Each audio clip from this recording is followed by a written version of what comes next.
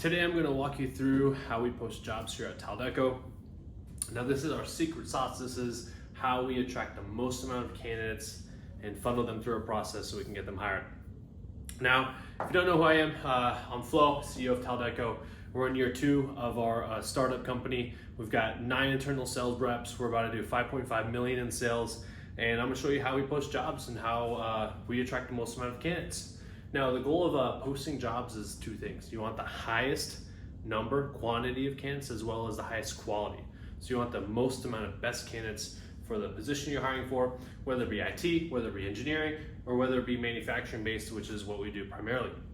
So I'll try to speak in general terms. I'll try to speak in general frameworks so that you can understand it, maybe apply it. Now, this is gonna be our internal training. So welcome if you're new to our team and watching this. If not, if you find us online, find us on YouTube, wherever this platform is gonna be at, welcome, take it, use it, implement this. But I'm gonna walk you through a framework that I invented and created. It's called the POST framework.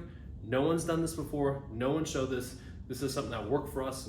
We use it every single day. And I'll take you step by step through it. Now, it's obviously called the POST framework. You want a persuasive job title. You want other locations, multiple locations. You want to sponsor your job, and then you want a thorough job description. So let's kick off. Persuasive job title. Now, a persuasive job title is the first thing that people are going to see. People are scouring and looking through Indeed's our primary source where we look at. You want something that's going to grab their attention so that they can apply.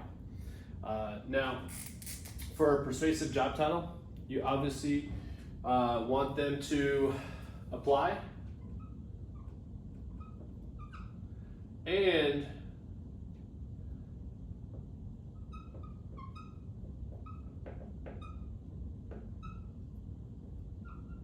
describe what they do.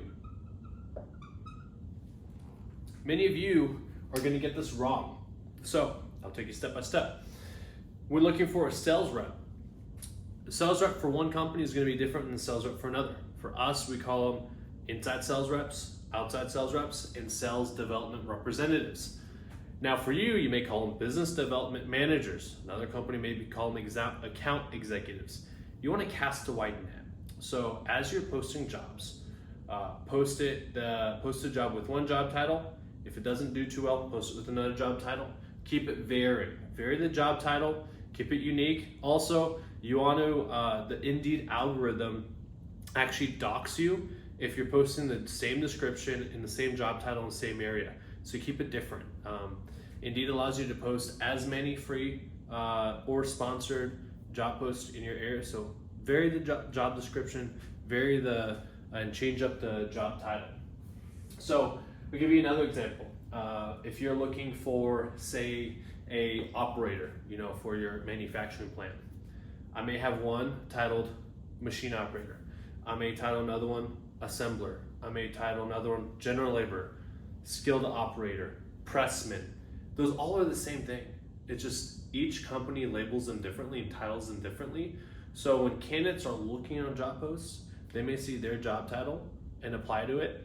But realistically, they don't know what they're looking for. So cast a very wide net, change up the job titles, and you want to describe what they're going to be doing in that job title.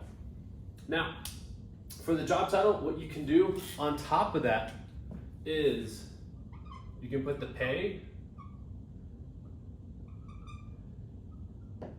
and the shift or OT. Now, pay is pretty attractive for a lot of people. If you put the pay, 120K for engineer, maybe it could be $18 for a machine operator. That's something people want to see for the most part. The caveat is this: Indeed does dock you and doesn't make your position as visible if they see certain special features or characters. Now, we tend to find it still outweighs for lower level positions, but for higher level positions like IT, professional positions, or engineers, I would keep that off. Sometimes if the overtime or shift is attractive, some people love overtime. So if you're gonna put in there 60 hours of overtime, That also is a differentiator. People are only applying if they want that type of job. Okay, moving on. Other locations. Do not just stick to one location. Change up the location. You want to change it up. Don't just stick in one spot. You want to cast a very, very wide net. Remember, you want the most amount of qualified candidates. When you interview them, then you'll worry about what the location that you put. But most of the time, and we've been doing it for a number of years, they never even ask. When you're on the phone with them and you're calling them, hey, how far are you willing to drive? They're like, maybe 30 minutes. Well, you're only 15 minutes down the road for him, so he'll never bring up the location. So change it up. Add different locations. You want to cast a really wide net. I keep saying that, and I hope it's going to get ingrained in your mind. That's super important. Persuasive job titles, change up those locations. This is a game changer if you start sponsoring your job. Now, there's two ways to sponsor it. You can put a budget.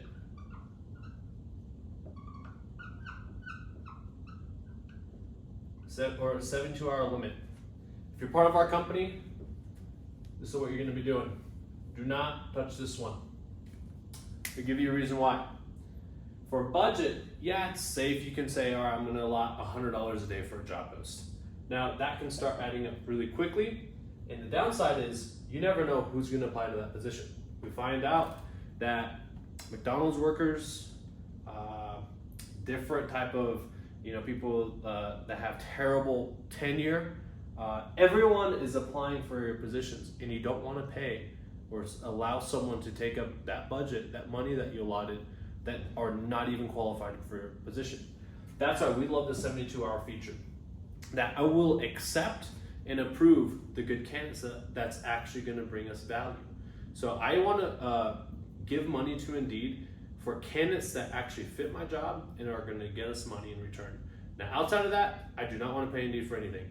I don't want to pay Indeed for candidates that mean nothing to me. So I recommend a 72-hour. The downside and important thing is this: when doing the 72-hour limit is don't let the 72 hours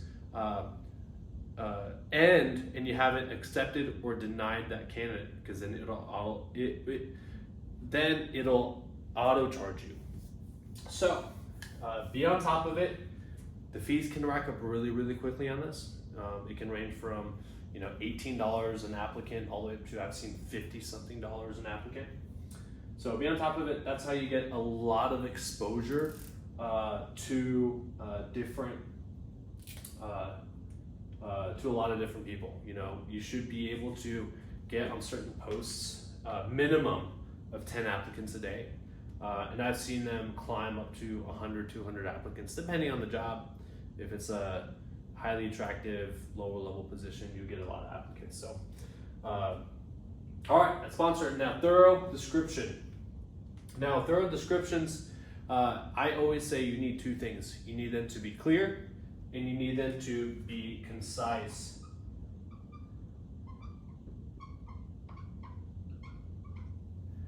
So making a thorough description, don't just put buzzwords or things that sound nice, as in like collaborate with team members, good communication skills. That takes you nowhere. So you actually want to put solutions, things that are pertaining to the position. All right, so a bad thing would be collaborate with team members. A good thing, a good alternative would be collaborate with management on process improvement and things that are working and not working on a daily and weekly basis. Put that is so much better than the other. So with thorough descriptions, the higher the level of the position, the more you're gonna have to put in there.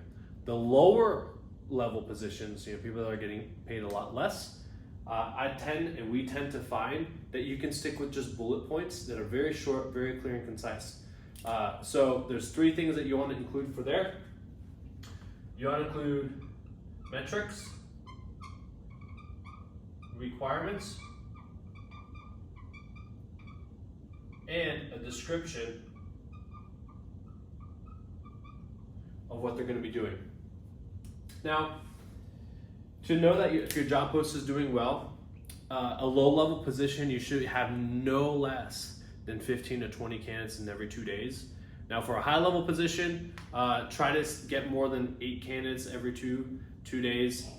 Anything less than that, change it up. It's not working out for you. So that's the rubric. That's how we apply all these principles into our Indeed posts, and that's how we make our business.